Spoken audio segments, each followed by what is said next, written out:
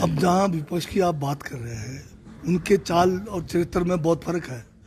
इनके एक नेता जो है, जो एक पक्ष के साथ खड़े हैं, दूसरे नेता दूसरे पक्ष के साथ खड़े हैं। ये तो लोगों को बांट कर जो है अपनी राजनीतिक रोटी सेकने के लिए जो है आगे बढ़े हुए हैं। इनको नहीं है चिंता कि डॉक्टरों के या पेशेंट्स के बारे में इनको कोई चिंता नहीं है। उनको तो केवल अपनी राजनीतिक रोटी सेकनी है, जो इस बात से ही पता लगता है कि ये जो किस तरफ को खड़े हैं, दोनों तरफ खड़े हैं। ये कैसे हो सकता है कि कुछ लोग बीजेपी के जो है पेशेंट के साथ, जनता के साथ खड़े हो जाएं और कुछ लोग इनके आम नेता जो है डॉक्टरों के साथ खड़े हो जाएं। पर जहाँ तक डॉक्टरों का जो ये रवैया है, जब माननीय मुख्यमंत्री ने इनको आश्वासन दिया कि दोबारा से अगर इसके ऊपर कार्रवाई जो भी करनी है उसके ऊपर एक इंक्वायरी हाई लेवल की बिठाया और उसकी रिपोर्ट आने तक इंतज़ार कीजिए, पर ये जो है बिना उसको इंतज़ार किए एकदम से जो है पूरी सिस्टम को ठप करना जो है बहुत गलत है।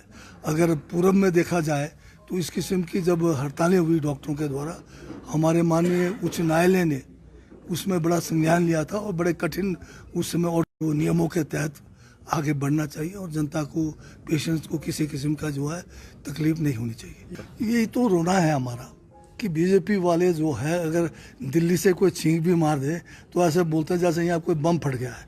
ये कब का पैसा है? 2023 में 10,000 करोड़ का जो है हमें जो है हिमाचल को प्राकृतिक आपदाओं का नुकसान हुआ, उसका जो पीडीएनए का जो पैसा बना, इन्होंने 10,000 के बजाय कहा कि हम 2500 करोड़ कुल देंगे, जिसमें से 500 करोड़ तो हिमाचल सरकार को देना था। 2,000 करोड़ इन्होंने 2023 का देना था, जिसमें से अब जाके 608 करोड़ रुपए सेकंड जो है इंस्टॉलमेंट के नाम पे दे रहे। तो ये बताइए कोई बहुत बड़ी बात कर दी इन्होंने। ये तो हमारे पुराना जो हमारा जो इनसे मिलना था वो है, वो भी अभी पूरा नहीं मिला। 23 का भी अभी पैसा पूरा नहीं मिला, 24 का कुछ नहीं मिला, 25 में जो नुकसान 6,000 करोड़ से ऊपर हुआ है।